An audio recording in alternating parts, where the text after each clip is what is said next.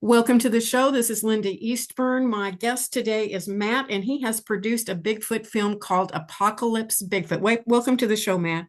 Hi, thanks for having me.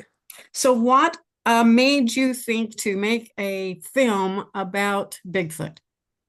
Well, I've been a independent film producer for quite a while, and we have property up in northern Michigan, my family, which is an area that's actually like a real life Bigfoot hotspot, at least for Michigan. It's just south of Mayo, Michigan, and we have a cabin out in the woods. And I was actually up there just on vacation.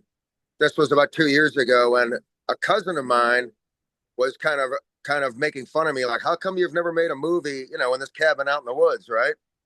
I was like, well, that's a good idea. Maybe I should. And so a Bigfoot movie just seemed logical.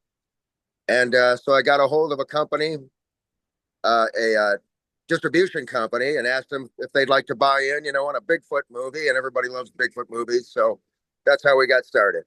Wow. Well, it sounded like a good idea. So, where did you come up with the script?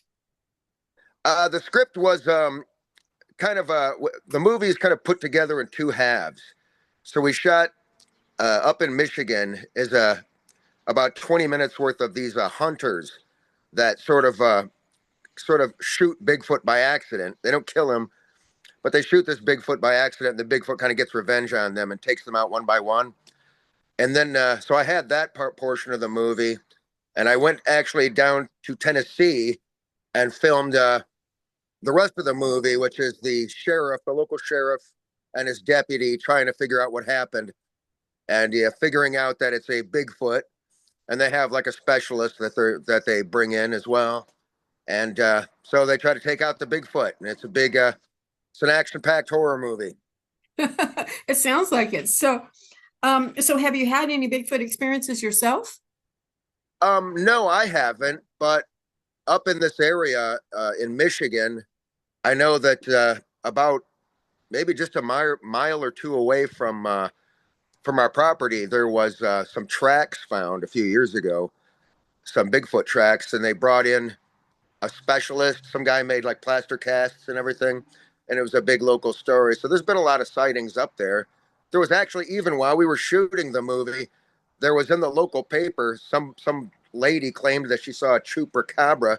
I know that's not Bigfoot, but lots of weird stuff goes on in the woods. And here's the funny thing about the chupacabra is what the cops said. Well, she's drunk, but also this isn't the first call we got for the chupacabra. So that's also going on up there. Lots of crazy stuff going on in the woods. It sounds like something was happening there anyway. That's for sure. So you portray Bigfoot in this one as kind of a revengeful sort that's going after people and killing them. I know I do a lot of Bigfoot interviews, and it's, a few occasions where you have a Bigfoot that's a little bit dangerous, but or they feel like, that they're intimidated by Bigfoot, but haven't had any real Right. reports where there's been an actual, dangerous death or Yeah, something like this that. isn't. I mean, this is just for the sake of a movie. I'm not proposing that Bigfoots are dangerous. I haven't really heard that many stories of them being all that dangerous. But it's not Harry and the Hendersons. It's a horror movie, so we had to, the Bigfoot's got to be dangerous in the movie. I get a lot more reports from Dogman being a really dangerous character. So you decided on Bigfoot instead of like a Dogman character for what reason? Wait, pardon me? So I often hear that Dogman is a much more vicious sort of character.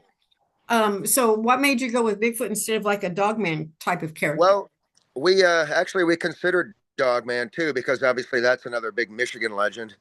And I guess that's for another movie. We Well, I decided think to go with Bigfoot. there's probably enough information out there that you could do both. That's for sure.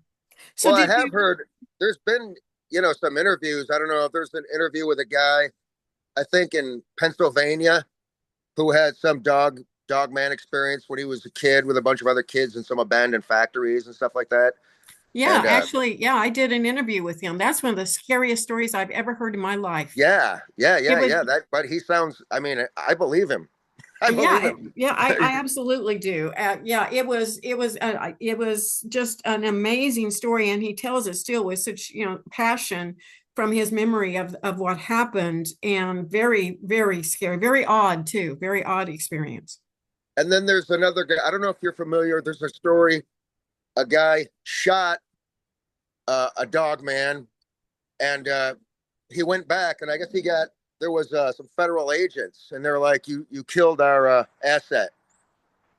I don't know if you're familiar with that story. And they came to his work and stuff like that, and they were harassing him. I guess he, evidently this particular dog man was like a CIA asset, something that the government like had control of, that they were maybe keeping out in the woods or something. Well, that's really an interesting story. No, I don't think I have, but I'd love to interview that person. I Uh, don't know. How did yeah, you I'll hear see if I about it? can find that. I'll see if I can find that. I'll send you a link to that guy's story because he was really seemed really credible as well. Yeah, absolutely. I'd love to talk with him. Some of the best stories that come on my channel anyway are the ones that are people who have encounters, but those that have some connection with. I did one on a federal report that came out, and a lot of people really like that. And another one was a deputy sheriff that had encountered a Bigfoot more than one time. They had a lot of vocals and things like that, and people really like to hear about those things that have some credibility with some type of an agency. Hmm. I'm also uh, I'm also kind of fascinated with Teddy Roosevelt. Teddy Roosevelt was a big Bigfoot believer. I guess he collected stories from people out in the wilderness and published them back in the day. Was that 100 years ago? Yeah, yeah, exactly. Yeah. Bigfoot goes back a long, long ways, many, many reports. Ever since they've been recording anything in this country, certainly, and the Native Americans, lots of stories that just kind of built into their heritage, where they talk about the by many different names, Sasquatch, a man in the of the woods. Skunk Ape. Yeah, there's just lots of things, but yeah, history bears it out that many people have seen this large creature. So, what do you think Bigfoot is? What do I think Bigfoot is? Yeah. Um, well, I have a couple of personal theories. I don't know which one is true, but one general theory I have is that the Earth is a DNA preserve. Like the aliens run a DNA preserve on this planet, and so they try to keep creatures alive. That's why that would explain the Loch Ness monster or other creatures that are supposed to be extinct. Is that they're keeping the DNA around. Maybe they move them around, move creatures if they're seeding other planets. Maybe they'll drop some prehistoric creatures off here for a minute and pick them back up, take them someplace else. That would explain a lot. You got the Loch Ness monster, Bigfoot, and aliens all covered. It seems reasonable. I mean, there's so much life on this planet. I would believe that this is some sort of, not a science experiment, but just, you're trying to preserve DNA, right? Because aliens, it seems like they do a lot of work with DNA with people. If Well, you're, if yeah, you're yeah. alien, I alien haven't stuff, heard though. I haven't heard that before. So that's a new avenue as well. You have a lot of information. I think it's because you're not like really deep involved in the Bigfoot community. So you have a viewpoint and a perception that is just out on the edge of that, on the parameter of the Bigfoot world. So it's kind of interesting to hear some new thoughts about it.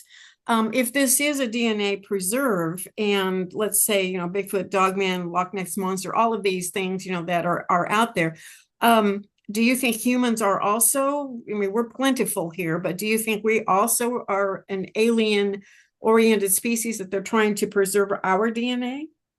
Well, there's, the thoughts are that we're sort of designed, right? Like we're a hybrid.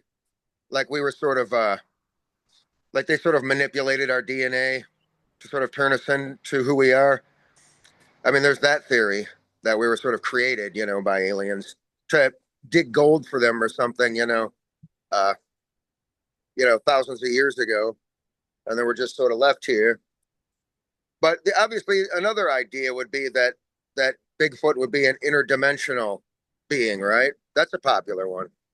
That's really popular because of all of the experiences that people have. So many people start out thinking they're just flesh and blood, just a creature in the woods, and then they have these really strange experiences, and they have to really give some thought to the possibility that they're some form of a paranormal kind of being that can appear and disappear and do all kinds of things. Some people even put them into the fairy world, that they're not really physical, but they're kind of physical, and they live more like a fairy. Okay. So what got you into filming? Well, I've been an independent film producer for probably since the late '80s. I made my first. Well, I made Super 8 movies as a kid. You know, if you remember the Super 8 millimeter Yeah, cameras and yeah, I do. projectors. So I did that as a kid with making little zombie movies with my friends and stuff like that. And I made my first feature film in 1988 called Back from Hell. And it took me like 4 or 5 years to finish that. But that finally got released and then kind of set me on my path. And yeah, I've made a number of movies. And I've actually made 5 additional movies since I made this Bigfoot movie that are waiting to come out. So this Bigfoot movie did quite a bit. I got this company's got me cranking them out now. We also did a Mothman movie, if you're into Mothman at all. So that's called Apocalypse Mothman, and that should be coming out pretty soon. So you're going to have an apocalypse series where you have apocalypse this, apocalypse that. Say that's Yeah, what we were yeah we were thinking about doing a cryptid series with Bigfoot, Mothman, and then perhaps Dogman. Mhm. Apocalypse Dogman could be the third one. Well, yeah, yeah, I think that sounds like something that a lot of people would enjoy. Well, all right, it's coming up. Very good. So, what else can you tell us about the making of the film itself, or about any of your experiences in talking with people before making this? Did you try to make it very authentic We as to? tried we Mhm. tried to we tried to appeal to real Bigfoot fans, um, other than just horror movie fans. We created plaster casts to use in the film and details like that.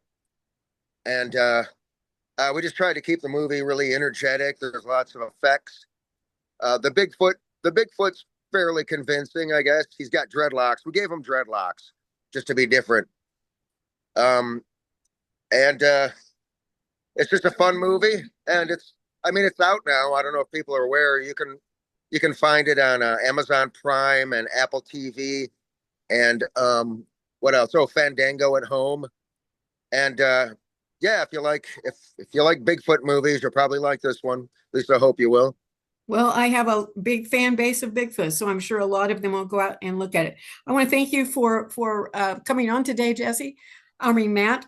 You got the wrong person, Matt, and I appreciate all the information about your film and good luck with it. I'm going to go watch it. All right, thank you so much. Thanks for having Okay, me. bye And bye. bye.